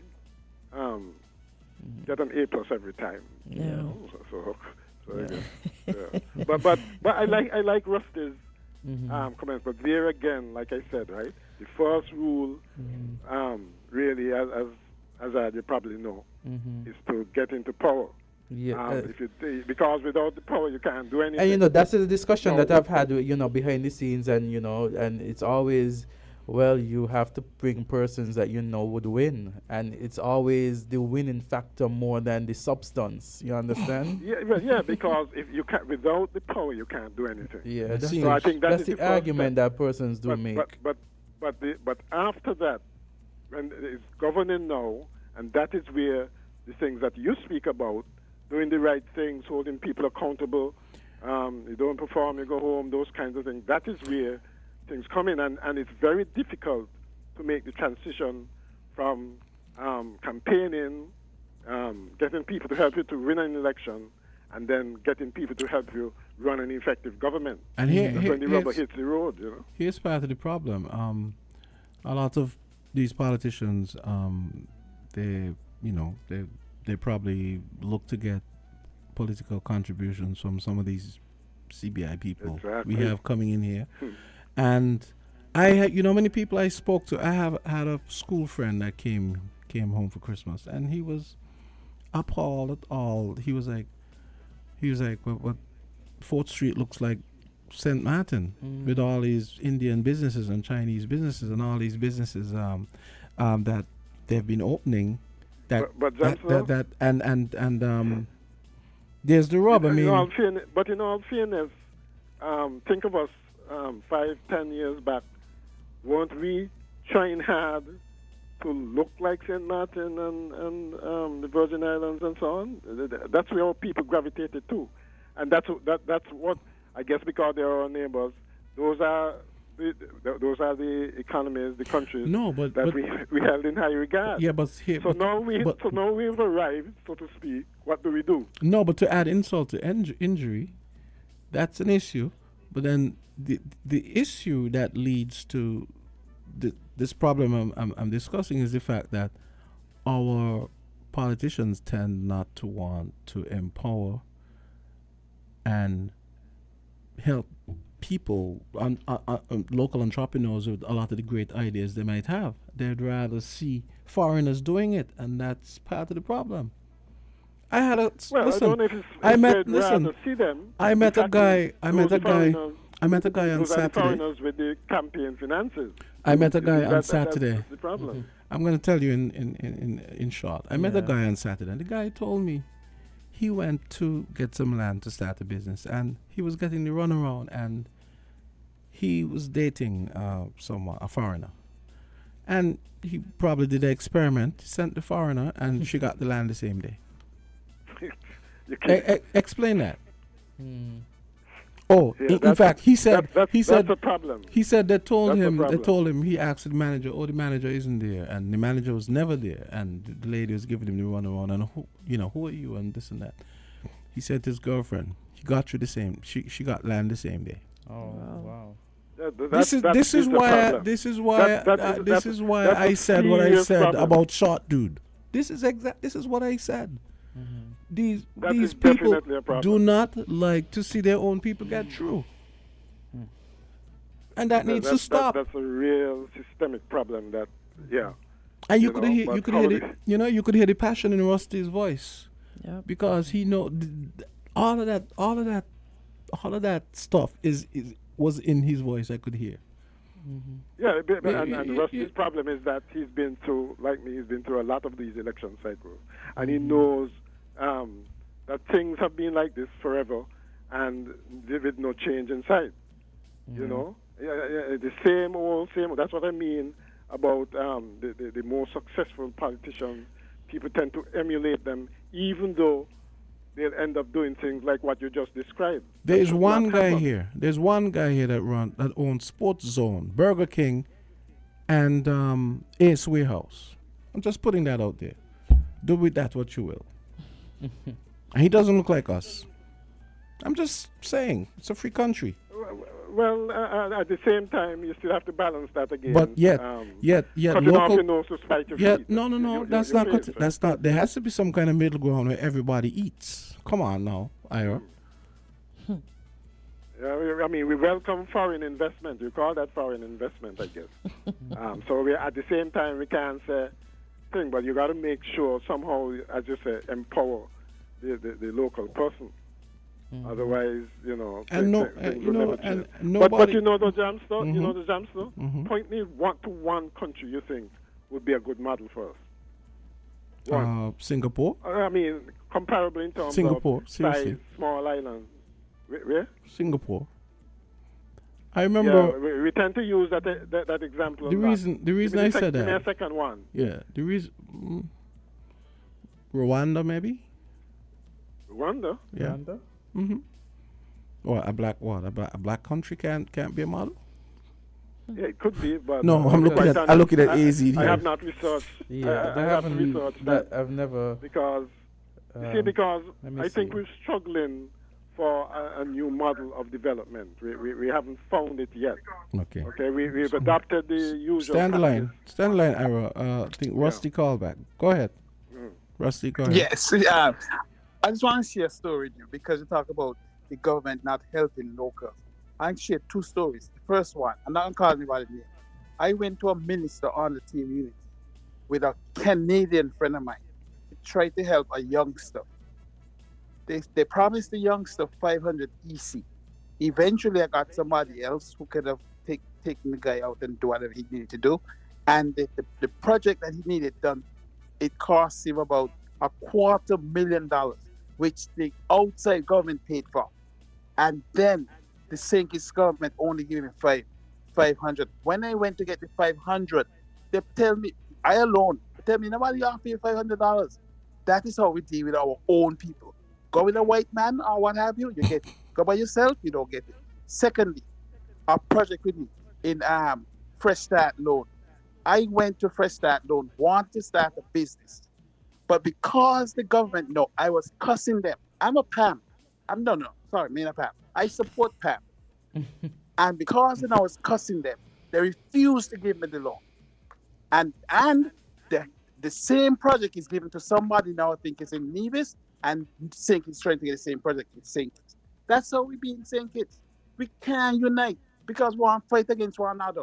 Listen, from the time they ever came in 95, I never worked in my country again.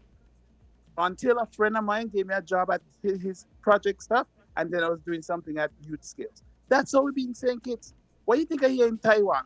I'm here in Taiwan not because I really want to be here in Taiwan, because I'm not doing anything at home. That's why I'm here in Taiwan. And I probably might come back home. All of you who say you love me now, thanks for the love. But Rusty probably might just stand and life in Taiwan. Thanks again. I gone, guys.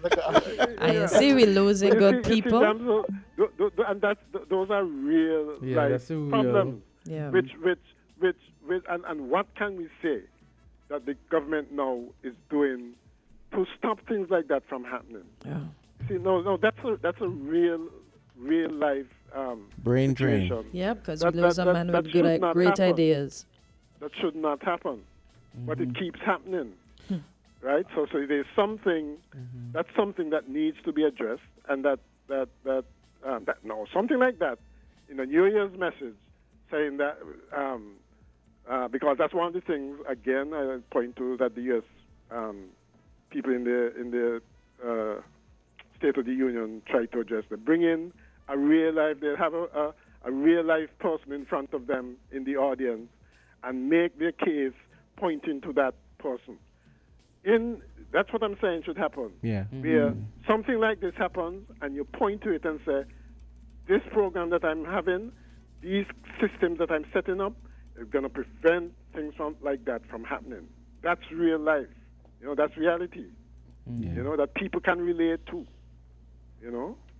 That people can see and touch and see a difference. And that I think is what there are too many platitudes. I think in the long and short of it, too many platitudes. And I think Rusty made reference to it. Too many platitudes in these speeches. And I think one of the problems with the politicians is that we critique and criticize, and rather than deal with the subject of the critique, they come after you because how dare you say so and so. Yes. Why you don't do it? Give me a break. As if you put yourself yourself up for election to do it. Yes. Right. If you put yourself up for election to do something and make people's life better, you do it. You don't tell people who are being critical, who are critiquing you, well, you do better then. You signed up for the job. You signed up for the work. Yeah, another question I wonder, we've had the Prime Minister New Year's balls for some time now. Do we get an account of how much is spent and the money is collected and what the money goes towards? Well, I asked because Mr. McMahon is on the line too, so I know he could. You know what the Prime Minister's budget is. Yes, I assume that it comes out of that. I assume so too. And you have to wonder. What exactly the Prime Minister's No, what's it called? Prime Minister's office, the Prime Minister's office budget. But then, or then monies were collected what exactly too. it does? Huh? Monies were collected as well. I think the tickets were like $300. But I think it said it was going to a charity. Okay. That's why I asked. Which is fine. Yeah. Which is fine. Which is fine. But in terms of the event itself, I suppose that's being paid out of the entertainment budget or whatever it is. Okay. You know, and you know, I guess that's okay. That's part of the perks of the office. But as long as it's accounted for, of course. But ever since, I remembered it exceeding $1 million in Team Unity's time as well. Okay. And I remember, I think it might have been Dwyer Stefan who said there was upwards of $50 million or something like that for consultation stuff. I mean, consultation of what, Mr. McMahon? You tell me. For the ball? For the gala? Paying consultants and those things. No, not just the gala. No, he be the entire. The entire. We should always demand. Did you get a copy of the budget presentation in terms of the estimates and everything? I know that it was to be online, but at a point in time, someone had indicated to me that they were unable to download the copy. I guess I don't know if persons have been able to download the copy. I haven't. What I have was someone sent me the auditor's report for the previous year.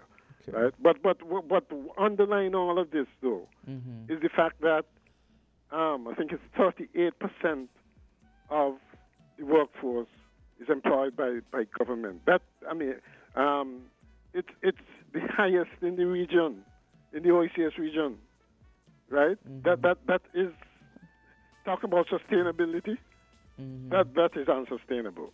And that should be going down. That's why yesterday during our conversation, when Kortensia had asked me about the layout and government, I said even with our government too, the civil service is highly government employed so much, and even the IMF would have red flagged it before, indicating that it's too many people on the government payroll. But how do you tell persons, well, because when you don't win the elections, persons are coming and they're asking for jobs. And how do you tell that person, no, well, I can't give you a job because we're too full? No. But that's not the job. That's not what you're elected to do.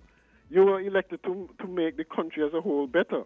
And you do that by making sure there's growth. And the growth should not come from government. That's the whole point. I agree with you. I don't disagree with you. But this is the situation now, especially the electorate now has the expectation that if they vote for you, that there's something that you ought to give back to them in terms of a job, employment, those kind of things. Right. Yeah. Which goes back to the definition, who gets what when. Yes. And and it goes it goes to the message that these prospective ministers who are candidates at the time when they're campaigning, the message that they give to persons, the assurance that when they're in, they're going to be able to give them X, Y, and Z. Yeah. So I could say maybe too that it is what message is given to the electorate during the campaign. Well, you can't go to somebody and you can't campaign by going to somebody and tell them, sorry, the right thing to do is to be fair in my job. So when they come for what you promise now, I can't promise your job. What do you think they're going to do? and you have somebody not gonna vote for you, promising them a job. Yeah, and so you can't do that. But what I'm saying is, what you do is certainly try to do the right thing in terms of getting growth in the country, investment in the country, because that is gonna have an overall effect of making the country better. And if the country is doing well, you can be sure that next election you're gonna get rewarded. Yep. That's the whole point. That's what I'm saying. There's two ways of doing it. Either you go and do the right thing, and you work like hell to get investment and growth and jobs in the country, make people feel better, or you go and do what is the easier thing. You got this big pie. Give here a slice, give here a slice, give she a slice, and hopefully it turns out in the end that everybody, most people would like the slice they get and vote you back. Yeah. You know, you have a choice to make. You know. But the thing though, I feel like to wrap up, I think our politicians need to be prepared to do unpopular things that redound to the greater good. Yes. Because I think sometimes there's some things that need to be done for the greater good that might not be popular. Yep. Because everybody's into the instant gratification thing and everybody thinking short term. I feel like more people need to be like A&R Robinson. When I remember when he set up the sovereign fund, the rainy day fund for Trinidad, and he got a lot of stick for it. Oh, spend the money, blah blah blah, you know. And then I think a few years later, as you probably know, you better than me, that they ended up having to praise him afterwards for what he did because yes, of course, but we, that is what we need: a politician who's gonna say, a leader who's gonna say, I don't care if it's one term, exactly. I'm gonna fix things. Exactly. Right? Be prepared to lose. He may not be rewarded for it, and people may cuss him out for it. But long term, you know that the country will benefit from it. I could tell by Azard's body language that. What do you think about the late Margaret Thatcher in terms of her policies, the Iron Lady? Yeah, that's what I mean. Her policies were really unpopular, but they worked for Britain in the long term. I could recall, if I'm not mistaken, but not many politicians like that. The milk policy, I think there was a policy where milk was given to persons during her time when she came in. I think milk was given to persons, and if I'm not mistaken, she contemplated why is everyone getting milk, even those who could afford it. And then I think she did something to take away the milk from the persons. And there was what is called it? We call it a milk snatcher. I think that was it. Yeah. Baby milk snatcher. I think it said. I think they said Margaret Thatcher, the milk snatcher. Oh, yeah, that's the coin that they did. But if I'm not mistaken, her thing was that why are we spending when it is that it's not necessary to spend on this thing that we're spending towards. And we could use that's why we need more female politicians. But she was a conservative. She was a conservative. Right? So that explains that kind of philosophy. Yeah. You know? But those are questions that need to be asked. Yeah. Right? And it's just a case of you being the environment is such that you have to be prepared to deal with the repercussions because nobody likes even if you don't need it, any kind of entitlement being snatched from you. Yes. Right? And so you just have to be prepared to deal with that. But not too many politicians have the guts to do the right thing, put it that way. Okay. You know? Okay, we have to wrap now. We're actually over time. We're all going to get licks. So, I think I'm too idealistic about politics. So that's why I always get riled up about some of the stuff I see and some of the things, the behavior of our politicians. And you think, well, why can't you guys just do the right thing? If you lose, you lose. But no, because a lot of them are going there for the wrong reason. That's part of the problem. Yeah. You know? Yeah, it really. Okay, before we go, just a short thing. I just wanted to clarify. So the British press dubbed the future Prime Minister Thatcher milk snatcher for sponsoring legislation to eliminate the free milk program for students over the age of 7. The program had its beginnings in 1940 when children and pregnant women were issued milk to prevent malnutrition that might have been brought about by the wartime shortages. 30 years later, with Britain mired in economic crisis, Thatcher claimed that the free milk was too expensive and proceeded to steer through legislation limiting it to children under the age of 7. Whether this has had any health consequence is difficult to determine. Certainly, it was possible to have a healthy diet without intake of daily milk products, as is attested to the multitude of agents and vegans. So there does not appear to be an increase in any calcium deficiency conditions in Britain that could be attributed to withdrawal of the free milk program. Students were not enrolled from the program since the milk was usually not refrigerated or curdled when the temperature was warm. So basically, she looked at the economic benefit and whether or not it was beneficial at the time and whether or not it was necessary. We need more ladies in charge, y'all. The guns are butter dilemma, huh? I mean, I always remember that thing. I always remember when I came across that. Guns are butter. We choose guns. Butter will only make us fat. So, and because let's face it, these people are building. They're building a whole bunch of new submarines right now, which cost billions of dollars. Yeah. Right, and you see this all throughout the history of these great, quote unquote, great nations.